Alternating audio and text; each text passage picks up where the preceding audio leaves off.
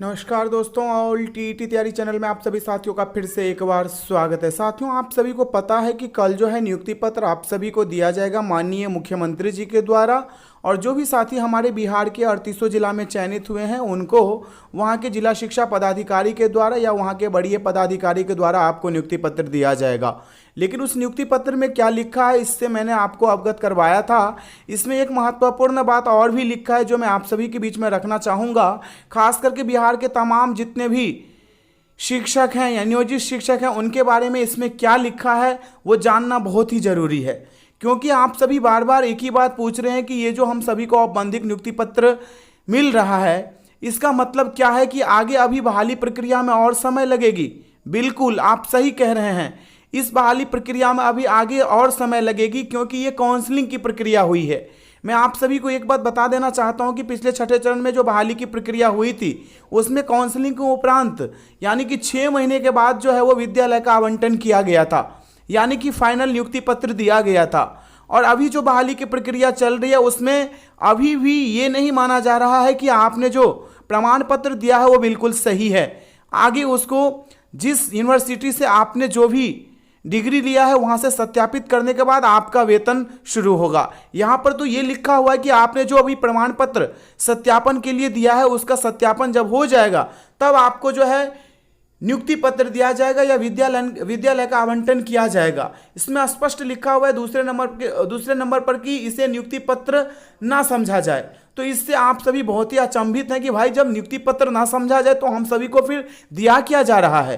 क्योंकि आपने इतने दिनों से मेहनत किया है, बीपीएससी के माध्यम से आपने परीक्षा को पास किया है और आप मेरिट लिस्ट में भी आए हैं, आपने काउंसलिंग भी करवाया है, आपने जो भी डिग्री सही था वो आपने वहां पर प्रस्तुत भी किया है। उसके बावजूद जो आपको नियुक्ति पत्र दिया जा रहा है उसमें लिखा हुआ है कि इसे नियुक्ति पत्र ना समझा जाए। तो नियुक्ति पत्र हमें कब मिलेगा? खास करके इसमें जो भी हमारे नियोजित शिक्षक वो बहुत ज़्यादा परेशान हो रहे हैं।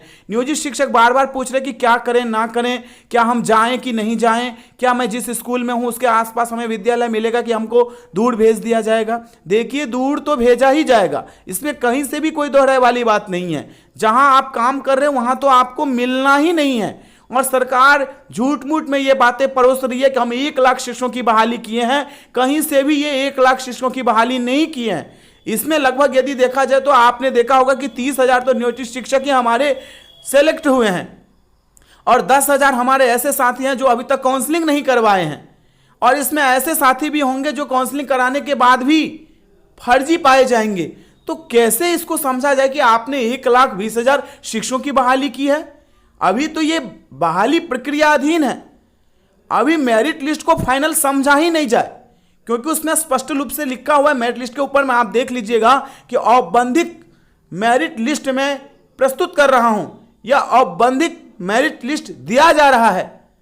और अतुल प्रसाद जी ने तो लाइव आके बता दिया था कि हमने कोई चेकिंग नहीं किया है, जो डीवी हो रही है उसी से छटेंगे।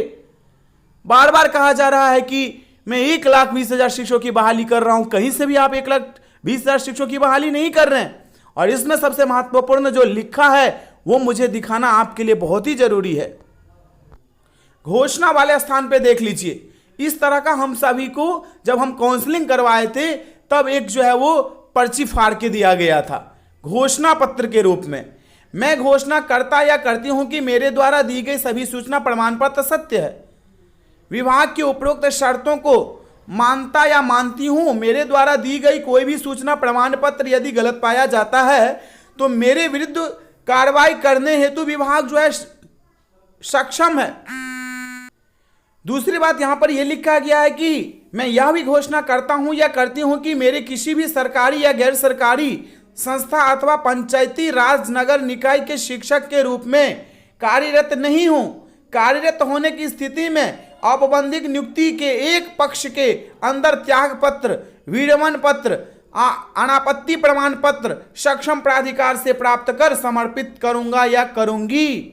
यानी कि जो नियोजित शिक्षक हैं 15 दिन के अंदर में अपना त्याग पत्र सौंपेंगे, विरमण पत्र सौंपेंगे या अनापत्ति प्रमाण पत्र सौंपेंगे। क्या करना चाहती है सरकार, ये तो समझ से परे है।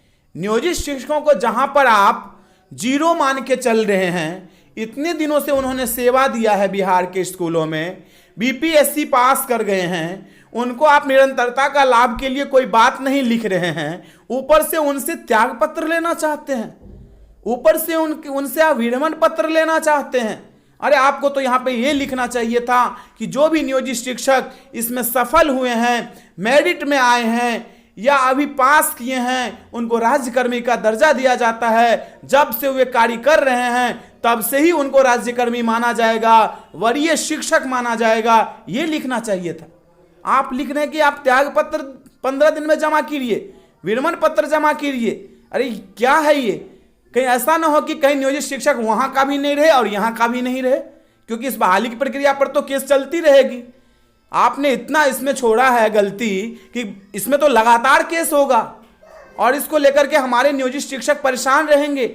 उनकी नौकरी यहां भी छूट जाएगी, वहां भी छूट जाएगी, जाएंगे कहां? यह शपथ पत्र या घोषणा पत्र बिल्कुल ही गलत है। नियोजित शिक्षक के बारे में जो इसमें लिखा हुआ है वो कहीं से भी उचित नहीं है। नियोजित शिक्षक क्यों देगा भाई? नियोजित शिक्षक तो पहले से ही नियोजित शिक्षक है, उनको जिस स्थिति से वो काम कर रहे हैं उस स्थिति से आप उनको मानिए वरीय शिक्षक।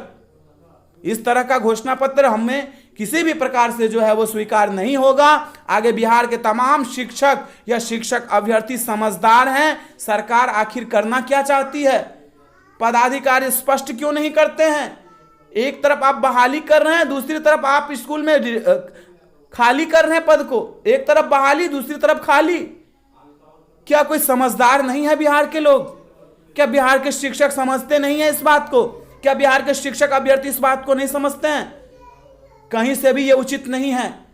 जब से आप नियुक्ति पत्र देंगे, विद्यालय का वेतन उसी दिन से शुरू हो जाना चाहिए। ये नहीं कि आप पूरी जिंदगी ट्रेनिंग करवाते रहेंगे। भाई कौन सी नियमावली में लिखा हुआ था कि बहाली से पहले ट्रेनिंग करवाया जाएगा 1 महीना का?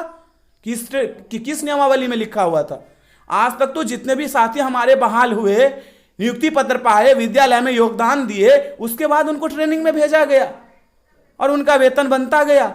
इस बार तो इस प्रकार से किया भी नहीं जा रहा है। किसके साथ अच्छा किया जा रहा है?